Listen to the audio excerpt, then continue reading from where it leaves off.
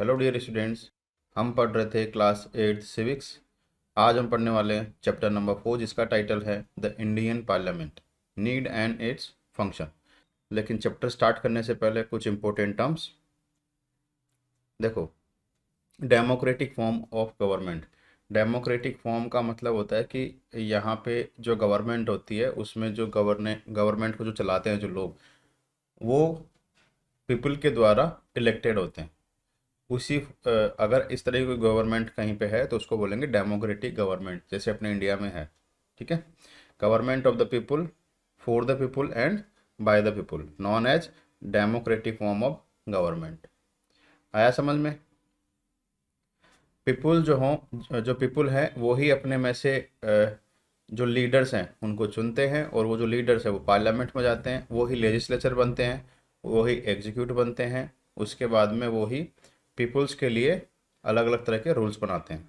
ठीक है, इसको बोलेंगे democratic form of government. Next है रिप्रेजेंटेटिव्स।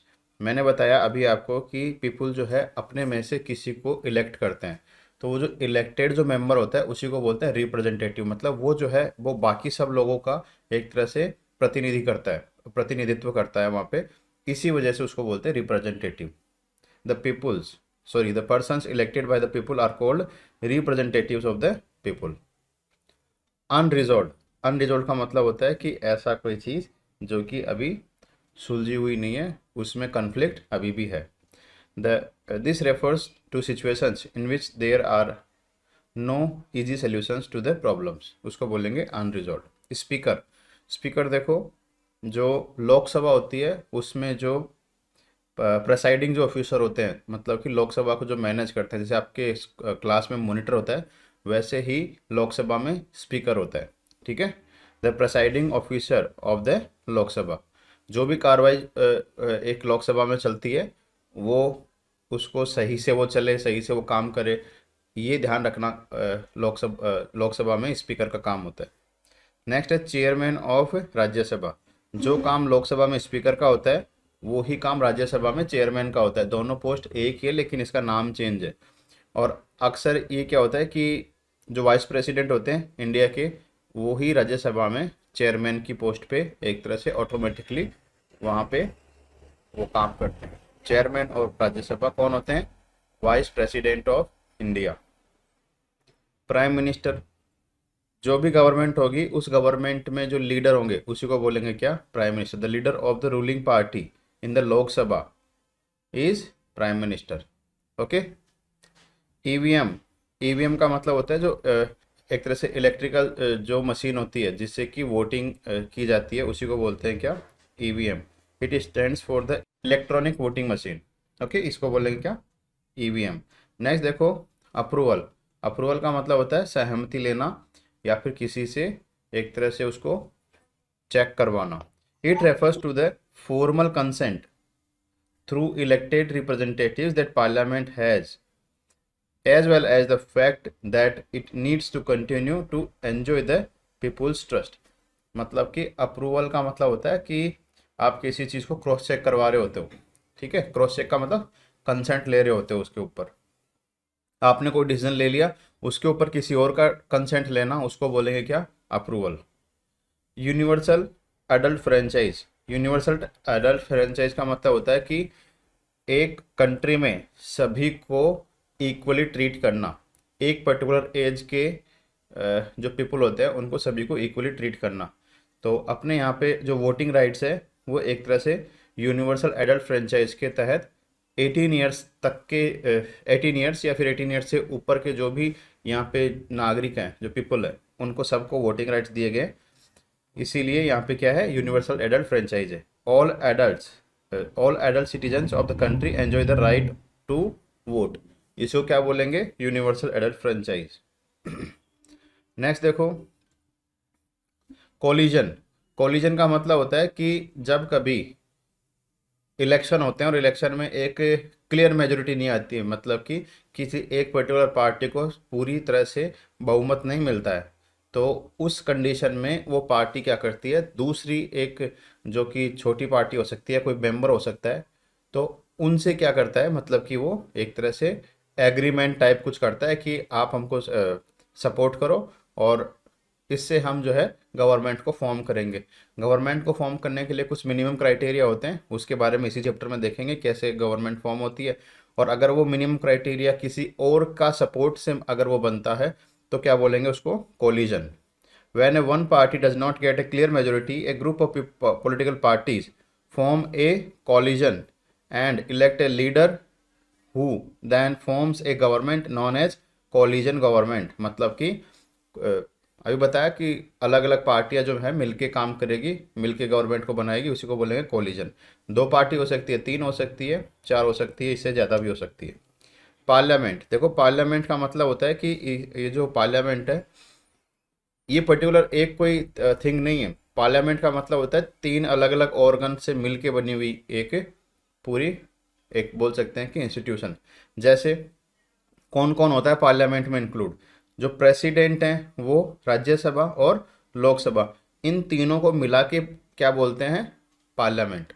क्यों बोलते हैं इन तीनों को मिला के, क्योंकि कोई भी अगर बिल अगर किसी को पास करवाना है तो उसके लिए राज्यसभा, लोकसभा और प्रेसिडेंट तीनों की कंसेंट होना जरूरी होता है, इसलिए उसको क्या बोलेंगे, parliament. It is the highest law making body of the country.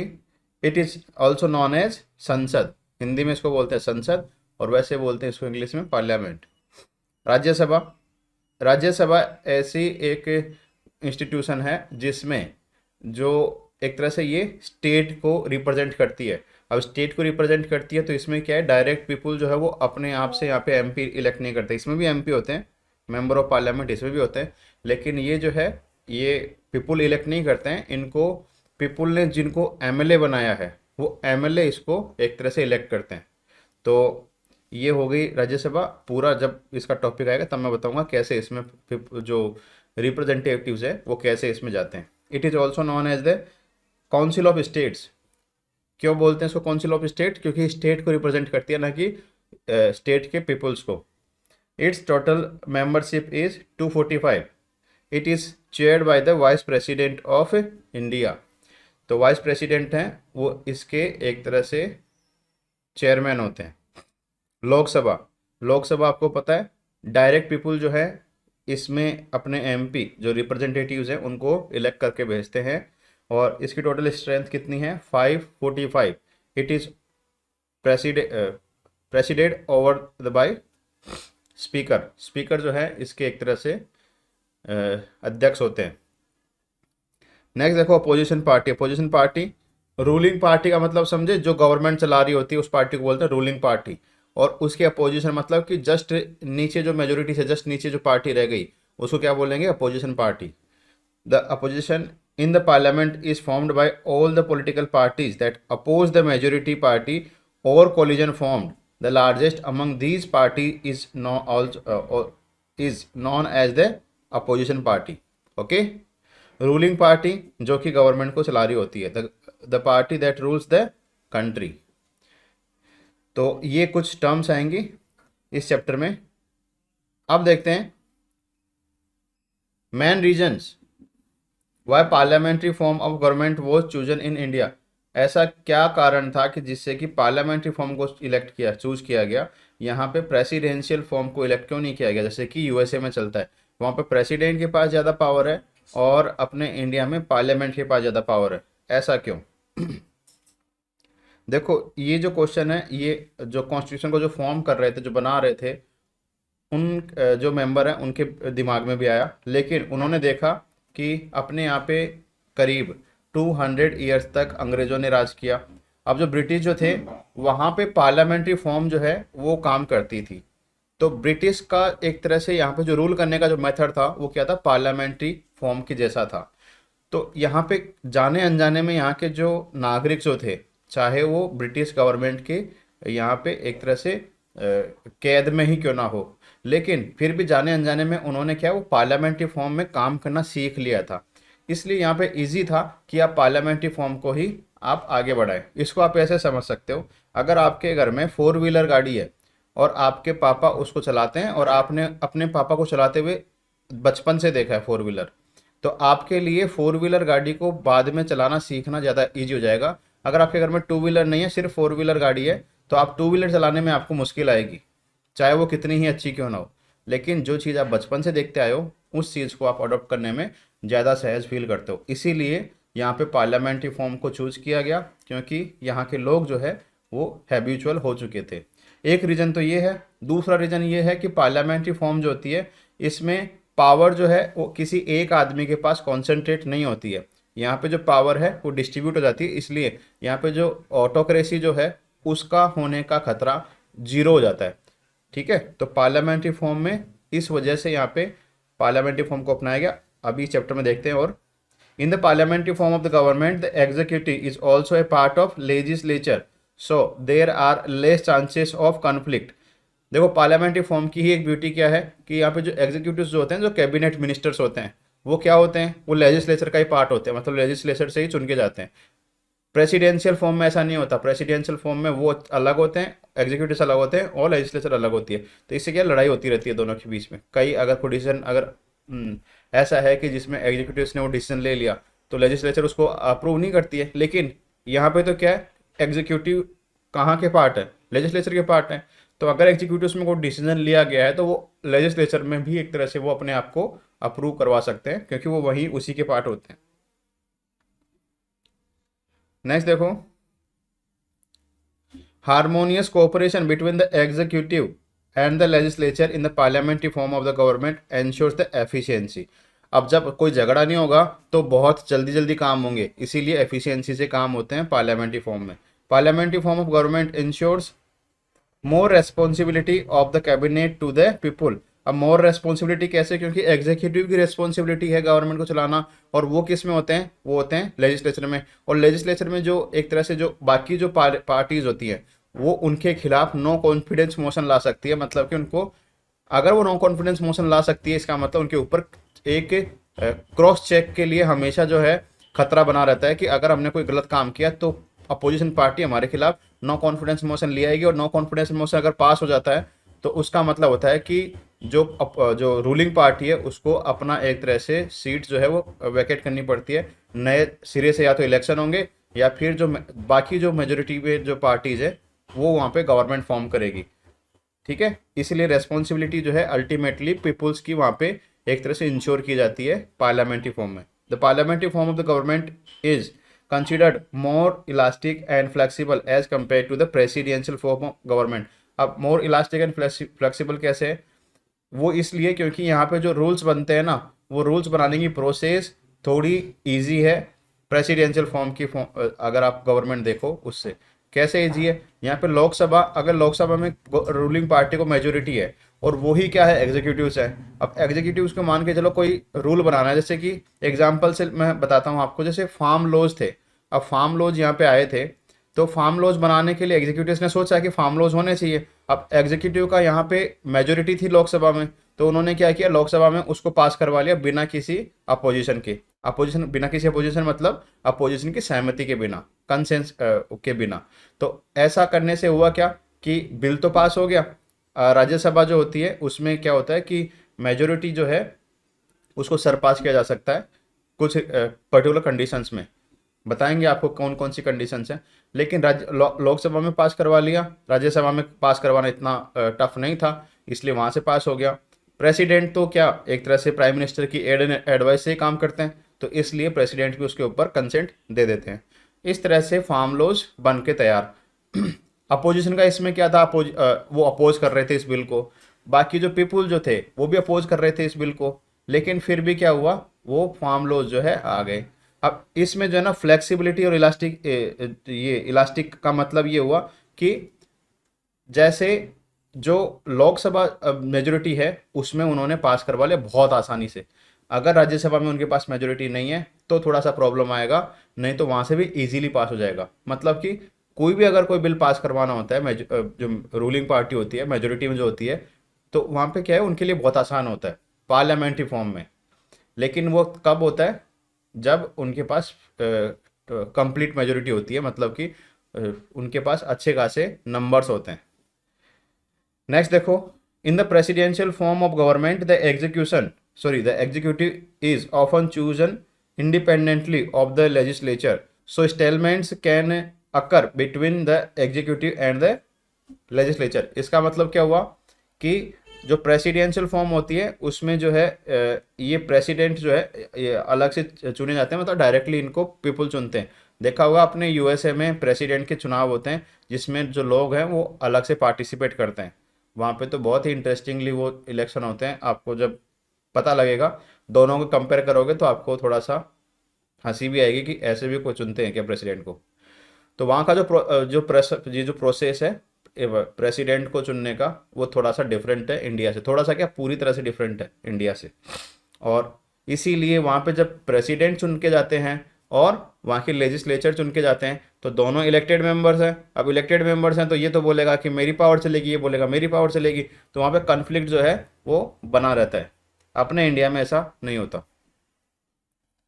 अब देखो लेजिस्लेचर सेंट्रल लेजिस्लेचर का मतलब आप समझ सकते हो कि जो पार्लियामेंट में जो दो ऑर्गन थे, लोकसभा और राज्यसभा, उन दोनों को मिला के क्या बोलते हैं, सेंट्रल लेजिस्लेचर। क्योंकि ये दोनों क्या करते हैं, कोई ना कोई लॉ अगर बनाना है तो यहाँ से ही वो स्टार्ट होगा, या तो लोकसभा से या राज्यसभा से। द सेंट्रल लेजिस्लेचर और the union parliament consist of to houses, the Lok Sabha and the Rajya Sabha. अब हाउसेज क्यों बोलते हैं इनको, क्योंकि ये अलग अलग बिल्डिंग में ये काम करते हैं। देखो नेक्स्ट, इंडियन पार्लियामेंट। अब इंडियन पार्लियामेंट में देखते हैं कि लोकसभा और राज्यसभा कैसे कैसे ये होते हैं। सबसे पहले देखो, जो लोकसभा होती है उसको एक तरह से लोअर हाउस बोला जाता है, लोकसभा को लोअर हाउस बोला जाता है और राज्यसभा को अपर हाउस बोला जाता है। ये शुरू से ही बताया था ना, ब्रिटिश टाइम से ही एक तरह से ये प्रथा चली आ रही है। क्योंकि ब्रिटिश जो पार्लियामेंट है वहाँ पे भी इसी तरह से हाउस ऑफ लॉर्ड्स और काउंसिल ऑफ स्टेट्स ऐसे उनको मतलब कि बोला जाता है, अलग अलग हाउसेस को। तो वहाँ से एक तरह से ये शब्द जो है वो लिए गए, लोअर हाउस और अपर हाउस। अपर हाउस का मतलब राज्यसभा। राज्यसभा किसको रिप्रेजेंट करती है, स्टेट को। नाम में ही है ना राज्यसभा, राज्य का मतलब क्या होता है, स्टेट, उसको रिप्रेजेंट करती है। लोकसभा, लोक का मतलब क्या होता है, नागरिक, तो लोकसभा किसको रिप्रेजेंट करेगी, पीपुल्स को। तो जहां पे नागरिकों को रिप्रेजेंट करने की बात है कि वहां पे इलेक्ट कौन करेगा, पीपुल। और जहां पे स्टेट को रिप्रेजेंट करने की बात है कि वहां पे रिप्रेजेंट कौन करेगा, वहां पे स्टेट में जो एमपी एमएलए जो होते हैं ना, सॉरी हाँ, एमपी एमएलए जो होते हैं वो ही एक तरह से इसके लिए वोट करते हैं। सबसे पहले देखते हैं लोकसभा। लोकसभा में कैसे क्या चीज़ें होती है। देखो लोकसभा जो है उसको मैंने बता दिया कि आपको लोअर हाउस बोलते हैं इसको, और इसको लोकसभा भी बोला जाता है। इसमें मेंबर्स की जो मैक्सिमम मेंबर्स कितने हो सकते हैं, वो हो सकते हैं 550। ये हो सकते हैं, फिलहाल कितने हैं, 545। मैक्सिमम कितने हो सकते हैं, कॉन्स्टिट्यूशन में लिख दिया, इससे ज़्यादा संख्या नहीं बढ़ेगी, 550 से ज़्यादा नहीं बढ़ेगी। अभी कितने हैं, 545। ये वर्तमान की सिचुएशन है लोकसभा की। इसका मतलब not more than 550 members chosen by direct election from states, not more than 20 members to represent the union territories. The present strength of the Lok Sabha is 545। अब इस 545 में भी अलग इसको डिवाइड किया गया। इसमें से देखो 543 इसको इलेक्ट करते हैं कौन, इसको इलेक्ट करते हैं पीपल। और जो दो अलग से जो मेंबर होते हैं उनको नॉमिनेट किया जाता है प्रेसिडेंट के द्वारा। किसी भी 25 ईयर के किसी भी व्यक्ति को प्रेसिडेंट जो है वो बिना इलेक्शन के लोकसभा में एज ए एमपी वहाँ पे भेज सकते हैं नॉमिनेशन के through. 2 members of the Lok Sabha are appointed by the president. Okay, आया समझ में। 545 तो यहाँ पे मैक्सिमम हो सकती है, प्रेजेंट में कितनी है मैक्सिमम, 545। अब 545 में से भी 543 जो है वो जाएंगे डायरेक्ट इलेक्शन से, और 2 मेंबर जाएंगे किससे, प्रेसिडेंट की कंसेंट से या फिर उनकी इच्छा से। ओके, नेक्स्ट देखो क्वालिफिकेशंस ऑफ मेंबर्स, कौन कौन लोकसभा के मेंबर बन सकते हैं। तो सबसे पहले यहाँ पे कुछ क्वालिफिकेशंस हैं, ये सारी क्वालिफिकेशंस उस पर्टिकुलर मेंबर में होनी चाहिए। सबसे पहले तो सिटीजन ऑफ इंडिया होना चाहिए, मतलब कि वो भारत का नागरिक हो। एज कम से कम 25 ईयर होनी चाहिए। इसके बाद उसके ऊपर किसी भी तरह का कोई मतलब कोई चार्ज लगा हुआ नहीं होना चाहिए, मतलब कि कोई ऑफेंस उसने नहीं किया हो, कोई क्राइम जो है वो नहीं किया हो, तो ये होना चाहिए। इसके बाद he should not be holding an office of profit under government. मतलब कि गवर्नमेंट में किसी भी तरह के कोई प्रॉफिटेबल कोई पोस्ट पे वो ना हो, मतलब कि कोई गवर्नमेंट एम्प्लॉय इस तरह का इलेक्शन नहीं लड़ सकता, उसको पहले रिजाइन करना पड़ेगा फिर वो इस तरह का इलेक्शन लड़ सकता है। He should not be proclaimed insolvent, इसका मतलब है कि उसको जो है दिवालिया घोषित ना किया गया हो। दिवालिया मतलब उसके ऊपर कोई कर्जा जो है वो ना होना चाहिए, भगोड़ा उसको ना बताया गया हो कि उसने जो है अपना ये लोन या फिर जो पैसा है वो नहीं चुकाया, ऐसा उसको कोर्ट के थ्रू या बैंक के थ्रू उसके ऊपर ऐसा कोई चार्ज ना लगा होना चाहिए। He should have his name in the electoral rolls in any part of country, इसका मतलब जो वोटिंग राइट्स होते हैं ना, तो वोटिंग राइट्स जब किसी को मिलते हैं तो उसका पर्टिकुलर नाम जो है किसी ना किसी असेंबली की वोटिंग लिस्ट में उसका नाम होता है, तो वो वोटिंग लिस्ट में वो नाम उसका होना चाहिए, तभी वो इलेक्शन लड़ सकता है। तो ये थी कुछ क्वालिफिकेशंस जो कि एक मेंबर में होनी चाहिए लोकसभा का मेंबर इलेक्ट होने के लिए। नेक्स्ट है elections and working of Lok Sabha, मतलब कि इलेक्शन कैसे होते हैं और काम कैसे करते हैं लोकसभा। तो सबसे पहले लोकसभा के इलेक्शन एवरी 5 ईयर पर होते हैं, मतलब कि हर 5 साल पे या फिर 5 साल कंप्लीट होने से पहले ये इलेक्शन हो जाते हैं, तो इसलिए इनका जो एक तरह से टेन्योर जो होता है वो 5 ईयर्स का होता है। इससे पहले भी प्रेसिडेंट जो है इसको डिजोल्व कर सकते हैं, मतलब प्रेसिडेंट इस पूरी पार्लियामेंट को डिजोल्व कर सकते हैं, मतलब कि हटा सकते हैं अगर नो कॉन्फिडेंस मोशन अगर पास कर दिया गया है अपोजिशन के द्वारा। तो ये 5 साल से पहले भी इलेक्शन हो सकते हैं और कंप्लीट 5 ईयर्स के बाद में भी इलेक्शन हो सकते हैं। Its life can be increase by 6 months at a time in abnormal condition subject to a maximum of 3 years. देखो अगर कोई कंडीशन ऐसी है जिसमें इलेक्शन नहीं हो सकते, जैसे मान के चलो कोरोना आ गया, अब कोरोना में अगर कोई इलेक्शन होने होते लोकसभा के तो वो एवरी 6 मंथ्स के लिए वो पोस्टपोन हो जाते, मतलब हर बार पोस्टपोन हो जाते कितने टाइम के लिए, 6 मंथ्स के लिए। फिर सिचुएशन को वहाँ पे एनालाइज करते और फिर भी अगर इलेक्शन नहीं हो सकते थे तो फिर आगे 6 महीने के लिए, और ऐसा कब तक हो सकता है, मैक्सिमम 3 ईयर्स, मतलब ऐसे जो है आप टोटल 6 टाइम जो है 6 मंथ के लिए आप उसको बढ़ा सकते हो टेन्योर को, किसके, लोकसभा के टेन्योर को। Every adult of 18 years of age and above has been given the right to vote. तो 18 ईयर्स से ऊपर के जो नागरिक हैं वो क्या करते हैं, यहाँ पे वोट करते हैं, किसमें, लोकसभा के इलेक्शन में। यहां तक समझ में आया? Yes sir. देखो अब आगे इसमें यूनिवर्सल एडल्ट फ्रेंचाइज के बारे में बताया गया है। Universal adult franchise is the right to vote to every adult without any restrictions of caste, creed और कलर, एजुकेशनल क्वालिफिकेशन और property rights because of the following reason. क्यों दिया गया है ऐसा एजुकेशन, ऐसा यूनिवर्सल एडल्ट फ्रेंचाइज क्यों दिया गया, जबकि उस वक्त तो लोग जो है जब भारत आज़ाद हुआ तब आपको पता होगा यहाँ पे वुमेन लिटरेसी ओनली 2% के आसपास थी। ओनली 2% यहाँ की जो महिला जो नागरिक हैं वो एजुकेटेड थी, लेकिन फिर भी उनको वोटिंग राइट्स दे दिए गए। और बहुत सारे लोग गरीब थे, फिर भी जो है सबको वहाँ पे, अमीर हो गरीब हो, सबको इक्वल वोटिंग राइट्स दिए गए। तो ये देने के पीछे रीज़न क्या है, in the freedom struggle almost all the people whether poor और रिच, एजुकेटेड और illiterate, equally participated, so all of them should have the right to vote। क्योंकि सब ने जो है फ्रीडम स्ट्रगल जो था उसमें एक तरह से अपना अपना उन्होंने रोल जो है वो काफ़ी अच्छे से निभाया था, इसलिए सबको वो वोटिंग राइट्स देना यहाँ पे कंपलसरी था।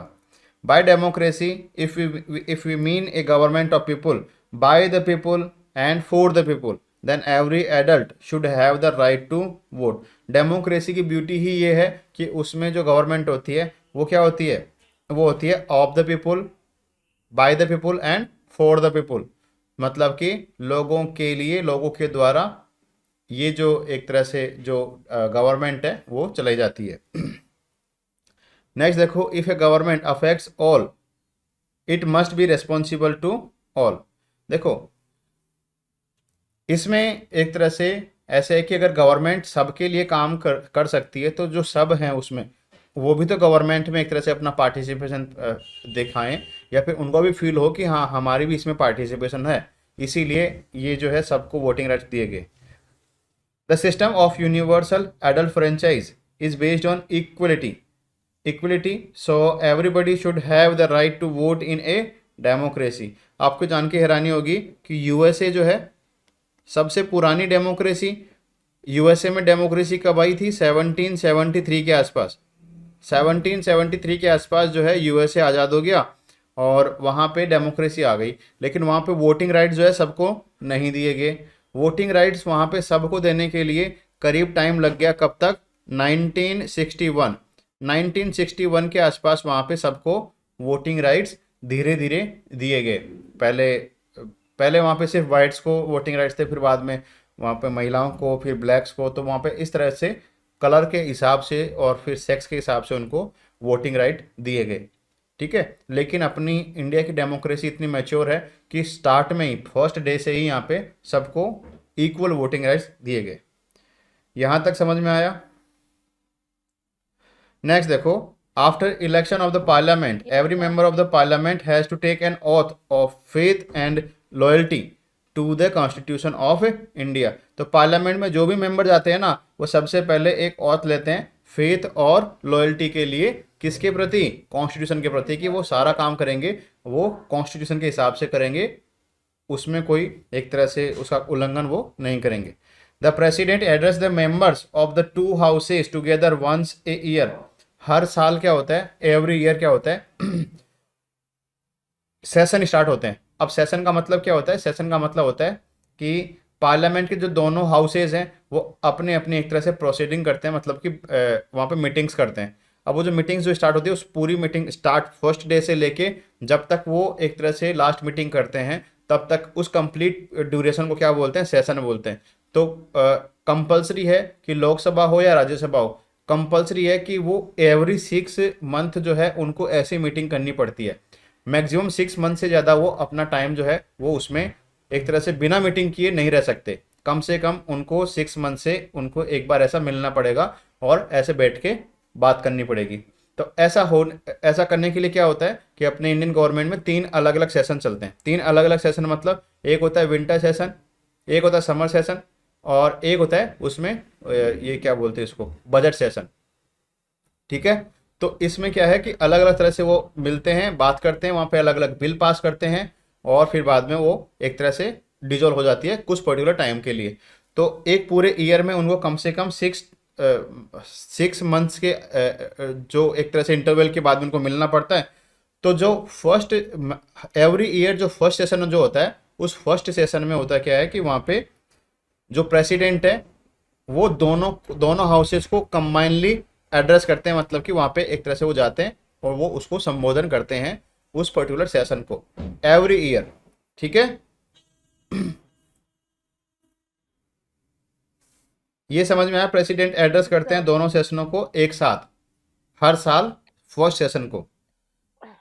The quorum of the Lok Sabha Yes, sir. Is 1/10 of the total strength of the its member. अब कोरम का मतलब क्या होता है? कोरम का मतलब समझो, कोरम का मतलब होता है कि मिनिमम अटेंडेंस कितनी होनी चाहिए। आप स्कूल में जाते हो, आपकी क्लास में अगर 40 स्टूडेंट्स हैं, 40 स्टूडेंट्स हैं, तो 40 स्टूडेंट्स मान के चलो कि 4 स्टूडेंट्स ही आए हैं। अगर आपकी क्लास में 4 स्टूडेंट्स ही आए हैं, तो क्या क्लास मैम को अलाउ है कि वो पढ़ाएं उस क्लास में? बताओ। No, sir. तो देखो, जो मिनिमम जो स्ट्रेंथ है ना, कि इतने अगर लोग होंगे तब प्रोसीडिंग जो है वो कंप्लीट आप कर सकते हो लोकसभा की, वो है 1/10। मतलब कि अपने यहाँ पे लोकसभा में मेंबर कितने? 545। इसका ओनली 1/10 अगर मेंबर अगर वहाँ पे अवेलेबल है तो प्रोसीडिंग हो सकती है, इससे कम मेंबर है तो नहीं हो सकती। तो अगर आप इसका निकालोगे तो यहाँ से आएगा 54.5। अब 54.5 का मतलब होता है कम से कम 55 जो मेंबर हैं वो उस हाउस में होने चाहिए, एक तरह से प्रेजेंट होने चाहिए, तभी वहाँ पे प्रोसीडिंग होगी, नहीं तो वहाँ पे उस दिन कोई प्रोसीडिंग नहीं होगी। इसी को बोलते हैं क्या? कोरम। तो कोरम की स्ट्रेंथ कितनी है लोकसभा में? 1/10 of its strength. The first hour of each day's sitting is reserved as question hour. अब जो फर्स्ट आवर जो होता है उसमें जो पहला जो एक तरह से हार होता है उसमें क्वेश्चन आवर्स उसको बोलते हैं, क्योंकि उसमें क्वेश्चन पुट किए जाते हैं। When member of the parliament can draw the attention of the house of house to the matters of utmost important, thereafter other matters are taken up। तो ये जो क्वेश्चन आर होता है ना, इसमें जो इम्पोर्टेंट जो मैटर्स होते हैं ना वो यहाँ पे लिए जाते हैं, और यहाँ पे एक तरह से अलग अलग टाइप के क्वेश्चन होते हैं। वो आपको हायर क्लासेस में जाओगे तब आपको पता लगेगा कि स्टार्ड क्वेश्चन होते हैं, अनस्टार्ड क्वेश्चन होते हैं, ओरल क्वेश्चन होते हैं जिनका आपको जवाब ओरल देना पड़ता है। तो ऐसे अलग अलग तरह के क्वेश्चन होते हैं जिनका जवाब जो है वहाँ पे जो कैबिनेट के जो मिनिस्टर होते हैं वो इनका एक तरह से आंसर वहाँ के जो मेंबर ऑफ पार्लियामेंट है उनको देते हैं। ठीक है, तो ये हो गई प्रोसीडिंग लोकसभा की। ओके, आगे देखो, speaker of the Lok Sabha. Lok Sabha में जो एक तरह से प्रेसाइडिंग जो ऑफिसर होते हैं उसको बोलते हैं speaker. The Lok Sabha elect its chairman and vice chairman, popularly known as the speaker and deputy speaker respectively. जो चेयरमैन होते हैं उनको बोलते हैं स्पीकर, जो वाइस चेयरमैन होते हैं उनको बोलते हैं क्या, deputy speaker. The deputy speaker acts as the speaker when the latter is not present, मतलब कि जब स्पीकर वहाँ पे मौजूद नहीं रहेंगे तो जो एक तो डेप्यूटी जो स्पीकर हैं वो वहाँ पे एज ए स्पीकर काम करेंगे। ठीक है, तो ये इनके सबऑर्डिनेट नहीं होते, मतलब कि वो उनसे नीचे नहीं होते, बराबर की पोस्ट है डेप्यूटी स्पीकर भी। लेकिन जब स्पीकर काम कर रहे होते हैं तो डेप्यूटी स्पीकर नॉर्मल मेंबर की तरह वहाँ पे अपना काम करते हैं, लेकिन जब जिस दिन स्पीकर नहीं होंगे वो डेप्यूटी स्पीकर जो है ऑटोमेटिकली स्पीकर बन जाएंगे। The speaker performs various important functions, क्या क्या काम करते हैं speaker. He presides over the meetings of the Lok Sabha, resolution और bills can be moved only with his permission.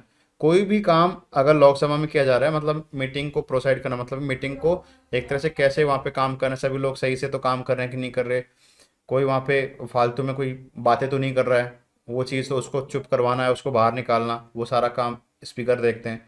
कोई अगर बिल या रेजोल्यूशन अगर किसी को कोई पास करना है तो सबसे पहले परमिशन लेनी होगी स्पीकर की, उसके बाद ही वो अपना जो बिल और रेजोल्यूशन है वो लोकसभा में रख सकते हैं। He allows time to the members to speak in house, ये हर मेंबर को जो है टाइम अलॉट करते हैं कि आप इतनी देर के लिए बोलोगे, उससे ज़्यादा नहीं। ही can adjourn the meetings of the Lok Sabha, वो किसी भी टाइम जो है मीटिंग को एक तरह से समाप्त कर सकते हैं, ख़त्म कर सकते हैं, एडजॉर्न जिसको बोलते हैं। He calls for the vote on the bills as well as on other motion, कोई भी वहाँ पे बिल और जो मोशंस होते हैं तो उनको पास करवाने के लिए वोटिंग चाहिए होती है। अब वोटिंग करवाने का काम किसका है, स्पीकर का। He presides over joint sessions of the both of the houses of parliament, कुछ इंपॉर्टेंट कुछ ऐसे बिल होते हैं जिनके ऊपर अगर लोकसभा और राज्यसभा में सहमति नहीं बनती है तो उनके लिए स्पेशली जॉइंट सेशन होता है, मतलब कि लोकसभा और राज्यसभा के दोनों मेंबर एक जगह बैठते हैं और फिर बाद में उसके ऊपर वोटिंग करते हैं। तो इस तरह की अगर कोई वहाँ पे मीटिंग हो रही है, जॉइंट सेशन जो हो रहा है, तो उस जॉइंट सेशन का एक तरह से चेयर करेंगे कौन, स्पीकर, ना कि वाइस प्रेसिडेंट जो कि राज्यसभा में चेयरमैन होते हैं। तो स्पीकर को यहाँ पे थोड़ा सा ऊपर पोस्ट दिया गया है। He decides whether a particular bill is a money bill और नॉट। अब देखो बिल जो है ना डिफरेंट टाइप के बिल्स होते हैं। अब जो डिफरेंट टाइप के जो बिल्स होते हैं उन्हीं में एक होता है मनी बिल। मनी बिल का मतलब होता है कि उसको सिर्फ लोकसभा में पास होना इम्पोर्टेंट है, राज्यसभा उसके ऊपर अगर कोई अपनी चाहे कंसेंट दे चाहे नहीं दे, चाहे 14 उसको बिना कंसेंट के वहाँ पे रख ले, तो वो 14 डेज में वहाँ से एक तरह से पास माना जाता है। वहाँ पे कोई राज्यसभा की कोई भी यहाँ पे पावर जो है वो काम नहीं करती है, सिर्फ लोकसभा में ही उसको एक तरह से इम्पोर्टेंस दी जाती है। तो इस तरह का कोई बिल मनी बिल है कि नहीं है, ये डिसाइड कौन करता है, ये डिसाइड करता है स्पीकर। तो स्पीकर डिसाइड कर लेंगे कि ये मनी बिल है तो उसका जो एक तरह से पावर जो है वो लोकसभा में ज़्यादा हो जाता है उस पर्टिकुलर बिल का। अगर लोकसभा में पास करवा लिया तो राज्यसभा में उसको पास करवाने की जरूरत भी नहीं होती है। He has a casting vote in case of deadlock. अब देखो अगर कोई बिल है और उसमें इस तरह से हो गया कि 50% वोट है इसके पक्ष में और 50% है इसके अपोजिट में, तो इस कंडीशन में यहाँ पे डेडलॉक हो गया ना, मतलब कि अब क्या करें, 50% में क्या करें। तो इस कंडीशन में जो है स्पीकर अपना खुद का जो वोट है वो यहाँ पे कास्ट कर सकते हैं, अपना वोट यहाँ पे बता सकते हैं। नेक्स्ट देखो, he can suspend A member from the house for misconduct. बताया ना कि अगर कोई मेंबर बदतमीजी करता है या फिर ज़्यादा कुछ अलग अलग बोलता है तो उसको वहाँ से एक तरह से बाहर सस्पेंड कर दिया जाएगा, कुछ टाइम के लिए बाहर निकाल दिया जाएगा। He appoints various parliamentary committees and guides them in their work. अब देखो पार्लियामेंट जो होता है ना, उसमें कोई बिल लेके आते हैं, तो बिल को ऐसे नहीं है कि बिल लेके आए और उसको पास करवा दिया, नहीं, बिल लेके आने के बाद में उसकी जांच होती है, उसकी एक तरह से देखा जाता है कि वो कैसे काम करेगा, वो पर्टिकुलर स्कीम है या फिर पर्टिकुलर उसमें कोई कानून है तो वो कैसे काम करेगा। इसके लिए कुछ कमिटीज होती हैं, कमिटीज फॉर्म की जाती है पार्लियामेंट के द्वारा। वो जो स्पीकर है वो ऐसी कमिटीज को फॉर्म करता है पर्टिकुलर बिल के लिए। अब ऐसी जो कमिटीज होती है वो उस पर्टिकुलर बिल को अच्छे से देखती है, एग्जामिन करती है उसको, और फिर बाद में उसके ऊपर डिसीजन जो है वो जो पार्लियामेंट है उसमें सबमिट करवाती है। अब ऐसे जो पार्लियामेंट्री कमिटीज हैं उनको फॉर्म करने का एक तरह से काम कौन करता है, स्पीकर करता है। और ऐसे पार्लियामेंट्री कमिटीज के जो एक तरह से स्पीकर होंगे या फिर जो चेयरमैन होंगे, वो भी डिसाइड कौन करता है, स्पीकर करते हैं। ठीक है, नेक्स्ट देखो, it is his duty to safeguard the privilege of the members of the house. अब जो एमपी जो होते हैं ना, लोकसभा में जो एक तरह से जो मेंबर होते हैं, उनको कुछ प्रिविलेज है। प्रिविलेज कैसे हैं कि उनको कोई डायरेक्ट अरेस्ट नहीं कर सकता, कोई भी उन्होंने कोई काम, अगर कोई उन्होंने क्राइम किया हो तो डायरेक्ट उनको अरेस्ट नहीं कर सकता जब तक कि स्पीकर इसका अलाउ नहीं कर देते हैं। इसके अलावा वो जो मेंबर होते हैं वो कुछ भी बोल सकते हैं पार्लियामेंट में किसी भी कानून के लिए। तो इसके लिए उनके ऊपर कोई ऐसा नहीं बोल सकता कि इन्होंने जो है मतलब कि मिसकंडक्ट किया। स्पीकर के अलावा नहीं बोल सकते कि इन्होंने जो है ना वहाँ पे ऐसा बोला तो ये तो मेरे को बुरा लग गया, ऐसा वो कुछ भी वहाँ पे उनके ऊपर एक प्रिविलेज है कि वो वहाँ पे पार्लियामेंट में बोल सकते हैं। तो इस तरह का जो ध्यान रखना कि हाँ इनके जो प्रिविलेज हैं इनको नुकसान नहीं पहुँच रहा है, तो ये काम किसका है, स्पीकर का है। He can adjourn the house if it lacks quorum. Quorum अगर पूरा नहीं है तो वो हाउस को एडजॉर्न कर सकता है। कोरम का मतलब मिनिमम स्ट्रेंथ जिसमें जो प्रोसीडिंग होती है वो की जा सकती है, 1/10 ऑफ टोटल मेंबर। तो वो अगर पूरा नहीं है तो उस हाउस को एडजॉर्न किया जा सकता है। एडजॉर्न का मतलब होता है उसको कुछ टाइम के लिए पोस्टपोन किया जा सकता है या फिर कुछ टाइम के लिए उसको एक तरह से बोल सकते हैं कि वो कंडक्ट नहीं किया जाएगा, इसको बोलते हैं एडजॉर्नमेंट। नेक्स्ट है, he has the final say to decided whether a question put up by a member during the question hour is to be allowed or not. Question hour जो होता है, सबसे पहला जो आर होता है उसको बोलते हैं क्वेश्चन आर, और उसमें कोई क्वेश्चन पूछा जा रहा है तो वो स्पीकर ही होते हैं कि उस क्वेश्चन को मतलब कि उस क्वेश्चन को एक्सेप्ट किया जाए कि नहीं किया जाए। ऐसे तो हर कोई कुछ भी पूछ लेगा, तो वहां पे क्वेश्चन कौन सा एक्सेप्ट किया जाएगा इसको देखने का काम है स्पीकर का। He admits various motions of adjournment or no confidence motion if he finds them in order under the rules। देखो कुछ मोशंस होते हैं, मतलब कुछ ऐसे रेजोल्यूशंस होते हैं जो कि मेंबर्स जो है लेके आते हैं। अब जैसे एडजॉर्नमेंट का जो मोशन होता है उसको मतलब कि सेशन को खत्म करना है कि नहीं करना, कि अब काम हो गया सेशन को खत्म करेंगे, तो मोशन ऑफ एडजॉर्नमेंट लेके आएंगे मेंबर्स। वो अगर पास हो जाएगा तो वो पर्टिकुलर सेशन जो है वो खत्म हो जाएगा, फिर नेक्स्ट सेशन में वो मिलेंगे। तो ये काम किसका है, ये काम है स्पीकर का। नो कॉन्फिडेंस मोशन होता है, अगर ये मोशन पास हो जाता है, नो कॉन्फिडेंस मोशन एक तरह से बिल होता है ये, अगर ये पास हो जाता है तो क्या होगा, पर्टिकुलर जो गवर्नमेंट है उसको अपने जो है एक तरह से रेजिग्नेशन देना पड़ेगा। मतलब कि वो गवर्नमेंट के पास कॉन्फिडेंस नहीं है, और कॉन्फिडेंस नहीं है तो उनका एक तरह से राइट भी नहीं है गवर्नमेंट में पार्टिसिपेट करने का। इसलिए अगर नो कॉन्फिडेंस मोशन अगर पास हो जाता है तो गवर्नमेंट के लिए एक तरह से वो बदनामी होती है, और उसमें उनको अपने जो पोस्ट होती है उससे रिजाइन करना पड़ता है, प्राइम मिनिस्टर को और उसके कैबिनेट को। और ये कौन डिसाइड करता है कि नो कॉन्फिडेंस मोशन एक्सेप्ट किया जाएगा कि नहीं किया जाएगा, ये काम है स्पीकर का। कि अगर कोई नो कॉन्फिडेंस मोशन ला रहा है तो उसको सबसे पहले स्पीकर को बताना पड़ेगा कि हम इस तरह का नो कॉन्फिडेंस मोशन लेके आ रहे हैं। स्पीकर ने जो बोल दिया वो लास्ट है, उसके बाद में कोई भी जो है उसके ऊपर कुछ नहीं बोल सकता, ना कि जुडिशरी भी उसमें कोई इंटरफेयर नहीं कर सकती। ओके, तो ये था लोकसभा और उसकी कुछ स्पेशल पावर्स। कल हम इसमें देखेंगे राज्यसभा और राज्यसभा के फंक्शंस। ठीक है, तो आज की क्लास में यहाँ तक किसी को डाउट है तो पूछो। No, sir. No sir. Sir आज ही टेस्ट हुआ है इसे। Very good.